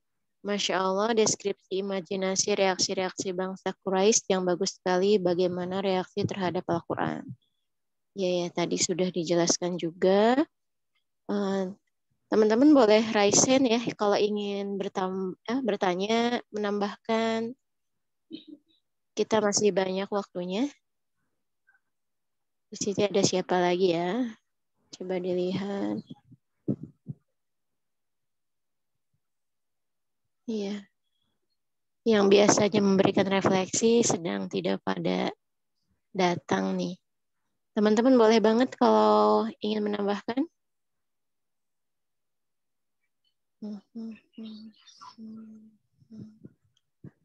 Oke, kalau memang tidak ada, kira-kira gimana nih baiknya? Pak Heru mau ada tambahan lagi atau gimana nih? Ya, boleh Mbak, sedikit tambahan terkait penjelasan yang ada di. Karena saya juga selain dari Ustadz Numan juga kan Ustadz Numan juga pernah bilang kalau ada ulama itu kalau ketemu ulama ya termasuk guru-guru beliau ya. Misalnya salah satunya yang ada di London itu Syekh Dr. Akram Nadwi itu rasanya seperti kalau nggak salah 16 kali gitu. Maksudnya upaya kita untuk memahami atau mendapatkan mutiara-mutiara Al-Quran itu sangat dipercepat gitu kalau dibantu para ulama. Jadi saya juga mencoba untuk mempelajari apa yang disampaikan oleh para ulama. Kalau di surat di ayat pertama Shad ini, kalau yang disebutkan di Al-Quran di tafsir Jalalain itu adalah terkait ya. Di sini kan ada perbedaan. Ustadz Numan juga menyebutkan bahwa Al-Quran itu reminder, ya kan, satu. Terus satunya lagi adalah possessor of the reminder, ya kan, pemilik reminder. Jadi kalau Ustadz Numan mencontohkan Karim gitu kan, seseorang bernama Karim. Nah itu kan dari luarnya, pokoknya kita tahu, oh dia namanya Karim gitu. Kalau ketemu terus udah kenalan gitu, ketemu orangnya di mana gitu, di jalan buka bersama, ketemu gitu, terus oh Karim, oh, terus salaman gitu, itu luarnya.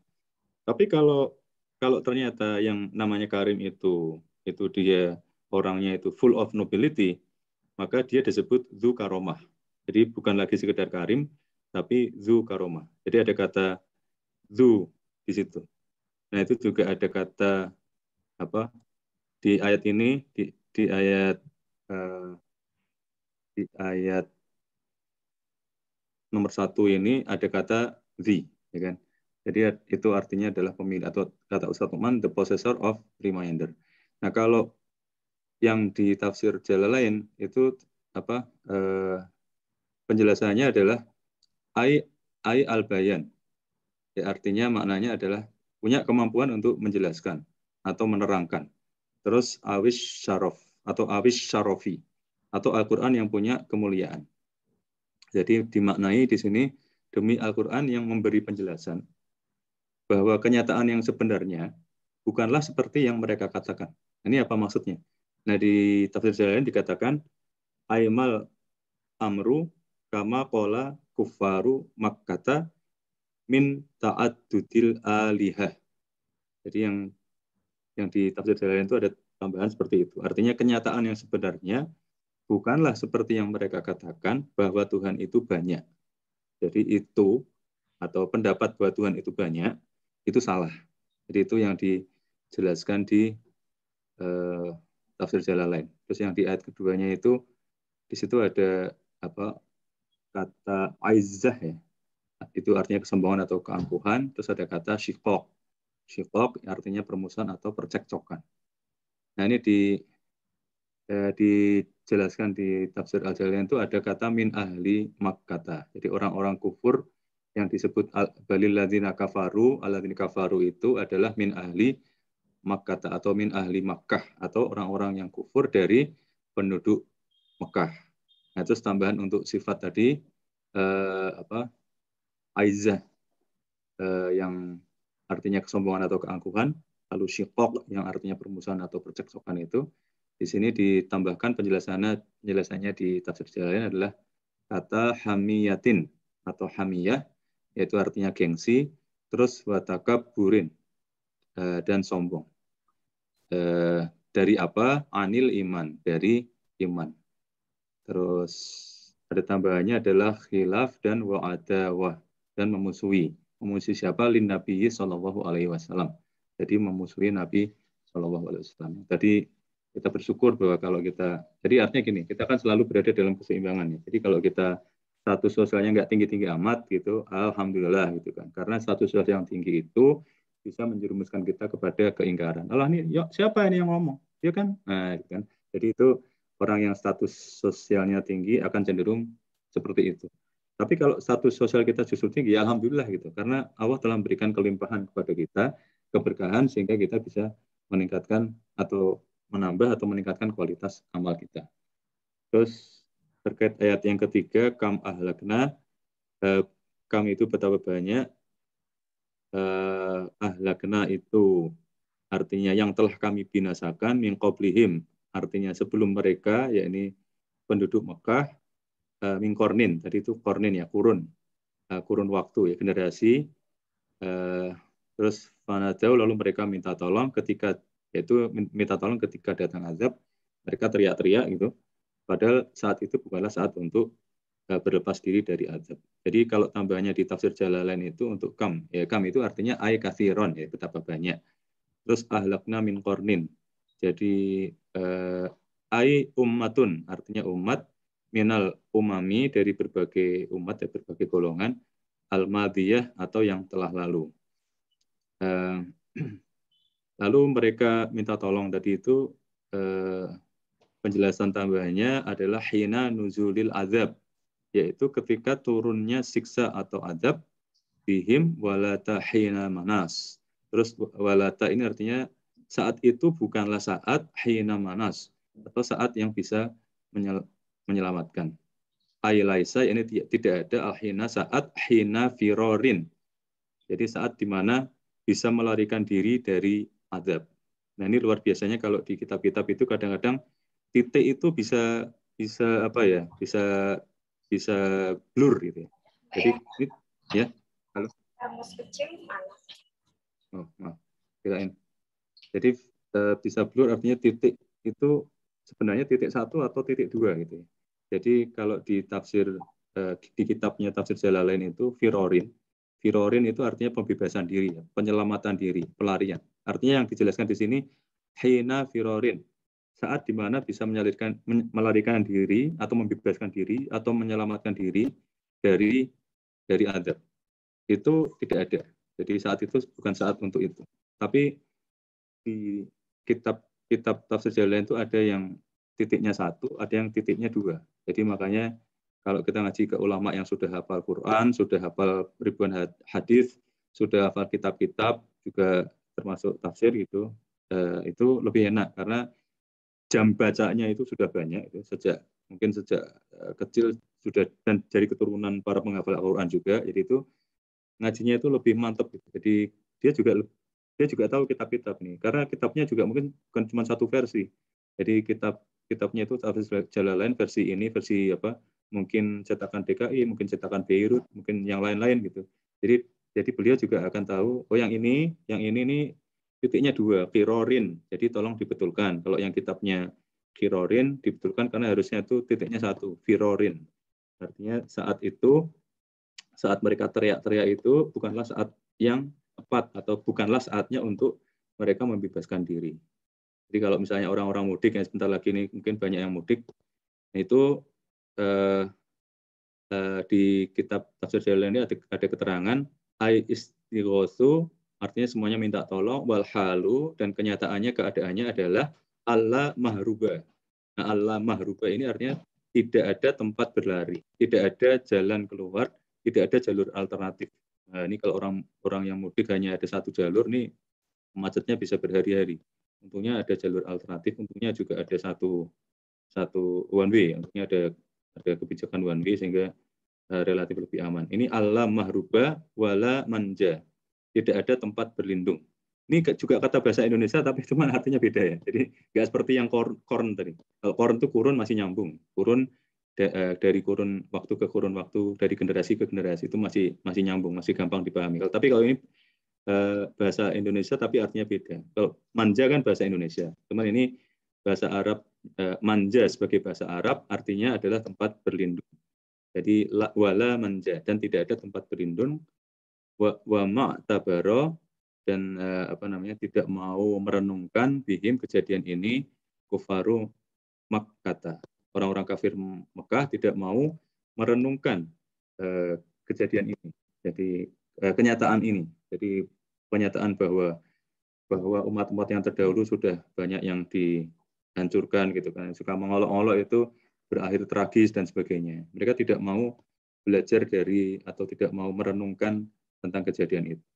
Ya salah satunya tadi itu yang dijelaskan Mbak Devi, sudah terlanjur status sosialnya tinggi, terus apalagi melihat Rasulullah Muhammad SAW pengikutnya kok orang miskin gitu kan, kayak Bilal dan sebagainya. Jadi ya kalau aku gabung, kalau aku join berarti aku akan bersama, nah gitu kan. Jadi udah kayak enak lah, status sosial tinggi itu melenakan, menjerumuskan malah. Jadi kalau status sosial kita tidak tinggi itu kita malah alhamdulillah ya, malah bersyukur. Jadi kita terhindar dari sifat seperti itu. Tapi kalau kita status sosialnya juga bisa tinggi, ya itu juga bersyukur juga karena kita diberi kesempatan Allah untuk banyak beramal. Saya kira itu sedikit tambahannya, Mbak Azizah, silakan. Iya, alhamdulillah. Terima kasih banyak Mas Heru atas tambahannya. Ya, nanti mungkin sambil direspon lagi sama Mbak Devi. Di sini ada satu pertanyaan nih Mbak dari Mbak Anissa Fatimah. Assalamualaikum, izin bertanya Mbak Devi.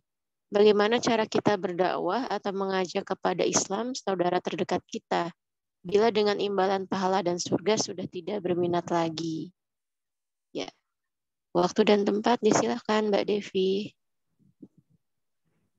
Wah, itu subhanallah ya, saya baru dengar tidak berminat dengan apa surga dan neraka. Wah, subhanallah. Tapi kalau dari beberapa pengalaman yang orang lain ya, bukan pengalaman saya, jadi dakwah terbaik kepada keluarga adalah akhlak yang baik. Jadi ada seorang mu'alaf yang di luar negeri, dia masuk Islam, tapi ibunya belum Islam. Nah, yang dia lakukan adalah dia beribadah seperti biasa, nah, tapi berubah gitu. Sepatu Ustadz Felix Chow sendiri, kalau bapaknya mau ke gereja gitu ya, itu sepatunya disemirin sama dia. Tuh, kemudian kalau yang di luar negeri ada lagi dia mualaf, bapaknya sampai terkesima gitu. Setelah dia masuk Islam, dia jadi rajin bantu-bantuin gitu. Terus ramah, terus lebih berakhlak lah. Jadi mungkin yang terbaik itu ya, karena kita kan sebagai ujung tombak dakwah Islam ya. Jadi kaum muslim itu ujung tombaknya dakwah Islam. Jadi yang dilihat dari seorang muslim itu adalah akhlaknya. Jadi kita tunjukkan akhlak terbaik, terutama kepada keluarga kita. Kalau misalkan kita menafkahi, kita harus tetap menafkahi, harus tetap memberi walaupun dia misalkan belum mau ini. Kemudian Ustadz Noman sendiri dulunya kan sempat jauh dari agama. Nah, dia bisa dekat itu kenapa? Ustadz cerita bahwa dia itu sering bergaul dengan orang hafiz ternyata. Jadi hafiz 30 juz itu dianterin sama si hafiz ini, selalu diantar sama si hafiz ini. Jadi kemana-mana diantar. Habis itu kalau waktunya sholat, si hafiz ini sholat, tapi dia nggak pernah ngajak Ustadz Noman. Dulu masih zaman-zaman jahiliyah Ustadz Noman. Jadi tidak dipaksa gitu, tapi cuma diperlihatkan akhlak yang baik. Nah itu lama-lama jadi luluh gitu. Jadi setelah lama-lama jadi tahu, oh ternyata dia itu hafal 30 juz Al-Quran. Jadi kalau menurut saya itu sih yang terbaik itu. Jadi secara lunak. Dan jangan bersedih hati ya, karena kewajiban kita itu hanya menyampaikan. Ini ada di Quran surat ayat-ayat terakhir, bahwa kewajiban kita sebagai kaum muslimin itu hanya menyampaikan. Jadi janganlah kita bersedih hati ketika orang yang disampaikan dakwah itu tidak mau mendengarkan atau tidak mau mengikuti. Karena itu sepenuhnya kuasanya Allah. Itu tidak ada satupun, karena kita itu nggak ada. Pun kalau dia balik lagi menjadi Islam yang hakiki, menjadi pengikut Islam yang hakiki pun itu bukan karena kita, itu semuanya karena Allah. Jadi tugas kita itu hanya menyampaikan. Jadi menyampaikannya itu dengan akhlak yang baik. Dan janganlah kita bersedih gitu ya kalau misalkan kok dia nggak benar-benar sih gitu. Kita itu bukan kuasa kita gitu. Kewajiban kita hanya menyampaikan. Karena Nabi Muhammad sendiri sedih waktu Abu Thalib sakit, sampai membujuk gitu, ayolah masuk Islam gitu. Karena dia tuh sudah sering membantu Rasulullah ya, sering membela, membantu, pokoknya jadi tamengnya beliau dari ejekan kaum Quraisy. Nah, kan sayang ya udah ngebantuin, udah ngebelain, kenapa nggak masuk Islam sekalian gitu kan? Jadi di saat sakitnya itu dia menjawab, nggak bisa, katanya. Saya tidak akan meninggalkan agama nenek moyang, dia bilang gitu. Nah, jadi memang hidayah itu datangnya dari Allah ya. Jadi lebih baik kita berdoa kepada yang memiliki hidayah, kepada Allah. Mudah-mudahan dibukakan hidayahnya. Kemudian yang bisa kita lakukan adalah memberitahu dengan akhlak yang terpuji gitu. Jadi, dengan penuh akhlak. Mudah-mudahan ikhtiar kita bisa mendatangkan, bisa mengundang hidayahnya Allah. Demikian, Mbak. Terima kasih Mbak Devi. Ya. Alhamdulillah, terima kasih banyak. Bagaimana Mbak Anissa? Lumayan? Alhamdulillah ya. Oke, di sini ada hikmah nih dari Pak Heru ya. Setuju dengan Mbak Devi, salah satu kiatnya semoga Allah ridhoi adalah to show the best akhlak. Ustadz Numan juga pernah cerita tentang seorang suami yang akhirnya berhasil membuat istrinya tertarik kepada Islam. Suatu ketika dia sholat, pas mengucapkan salam, surprise, ternyata istrinya ikut sholat, kayak gitu. Sang suami tadi hanya menjalankan sebuah kiat yang diberi oleh seorang syekh. Jadi memang akhlak itu apa ya, seperti yang Mbak Devi tadi bilang kan, salah satu atau yang paling bisa gitu ya membuat seseorang bisa luluh. Itu biasanya dari akhlak kayak gitu. Dan ada istilah Islam itu ditunjukkan saja gitu akhlaknya, gitu. Tunjukkan akhlaknya sebelum kita langsung syariat dan lain-lain gitu, sebelum syariat dan lain-lain. Oke. Oh iya, Mas Heru boleh langsung aja, boleh open mic kalau ingin cerita. Oh ya, terima kasih. Mbak Aziza ini sebenarnya hanya tambahan betapa saya setuju dengan pendapat Mbak Devi Nur terkait akhlak, karena kan dari Rasulullah sendiri kan banyak contoh dari Rasulullah yang karena akhlak beliau maka orang-orang jadi tertarik pada Islam. Yaitu teman-teman sudah paham lah dari Sirah Nabawiyah. Saya hanya ingin cerita yang pernah diceritakan oleh Ustadz Numan terkait seorang suami yang ini suami istri ini sebenarnya non Islam semua awalnya ya. Bahwa mereka inilah seperti itu ya. Sama-sama bukan Islam, tapi suaminya yang mulai tertarik ke Islam. Jadi awalnya mulai tertarik ke Islam, kan hidayah nggak bisa langsung datang, misalnya satu keluarga suami dan istri gitu kan. Nah istrinya belum. Nah maka akhirnya terjadilah di keluarga itu debat teologi gitu kan, terus saling serang ayat dan sebagainya kan.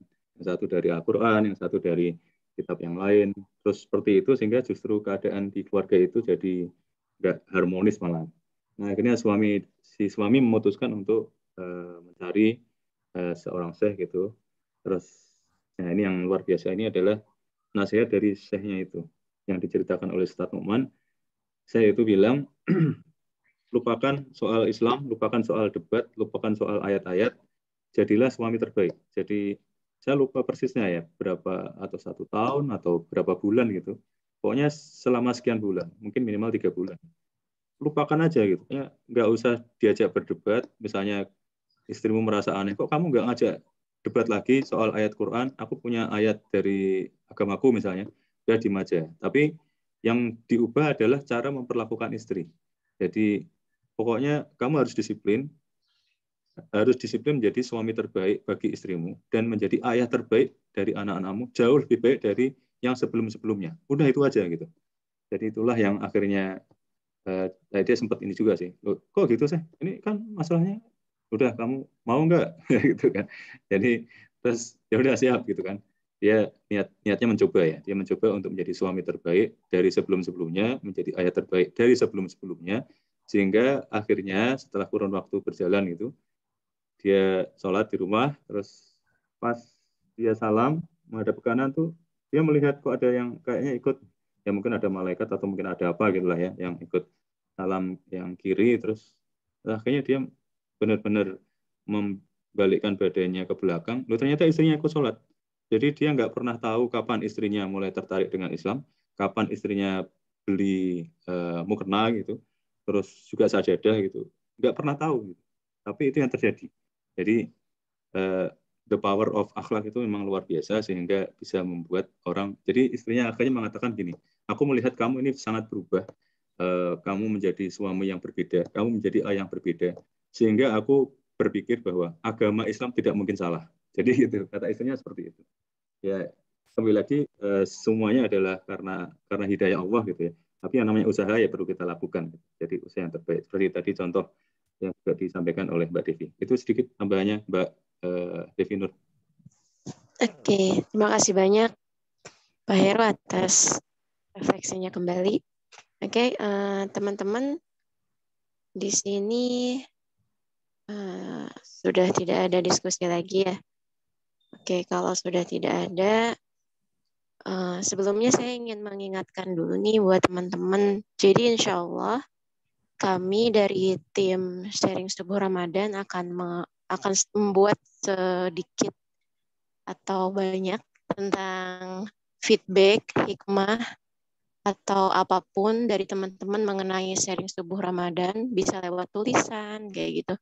Jadi nanti teman-teman kalau punya episode yang favorit, misalkan dari sharing subuh Ramadan ini, terus pengen ikut menulis insight, pengen ikut menulis resume, dan lain-lain, itu boleh banget hubungin saja, ada di kolom chat ya nomornya.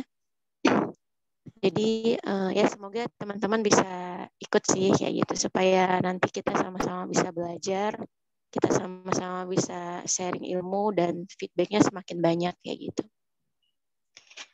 Oke, sepertinya alhamdulillah kita sudah ada di ujung kegiatan nih. Tapi sebelum itu seperti biasa Mbak Devi mau minta closing statement-nya terlebih dahulu. Ya, terima kasih Mbak. Silakan Mbak. Ya, closing dari saya, semoga kita diberikan kekuatan, diberikan petunjuk dari Allah Subhanahu wa taala. Jika kita memiliki kekuasaan dan kehormatan atau status yang tinggi, maka mudah-mudahan Allah tidak menutup mata hati kita, tidak menutup telinga kita dari kebenaran yang datangnya dari manapun ya, baik itu dari yang satu status sosial dengan kita atau yang di bawah kita. Mudah-mudahan kita masih bisa menerimanya dan mengikuti kebenaran itu. Tidak lupa saya ingatkan kepada teman-teman tentang doanya. Mudah-mudahan Allah tunjukkan kebenaran. Allahumma arinal haqqa haqqa warzuqna ittiba'a wa arinal batila batila warzuqna ijtinabah. Mudah-mudahan Allah tunjukkan kepada kita yang benar itu benar dan bantulah kami untuk mengikutinya, dan tunjukkanlah kepada kami yang batil itu batil dan bantulah kami untuk menjauhinya. Sekian dari saya, mudah-mudahan sharing subuh kali ini bermanfaat buat teman-teman dan juga buat saya. Assalamualaikum warahmatullahi wabarakatuh. Waalaikumsalam warahmatullahi wabarakatuh. Sekali lagi jazakumullah khairan katsiran terhadap semua teman-teman yang udah ikut diskusi pagi ini. Mbak Devi, Mas Heru, Bang Muji, Ibu Hani, Terima kasih banyak atas sharingnya hari ini dan teman-teman semua. Jangan lupa kita masih ada beberapa hari setiap pagi selama bulan Ramadan ini. Semoga teman-teman diluangkan waktunya dan diberi kesehatan untuk bisa ikut kembali esok dan seterusnya. Ya, kita sama-sama akhiri saja kegiatan ini dengan istighfar sebanyak-banyaknya. Astagfirullahaladzim. Dan dilanjut dengan doa penutup majelis.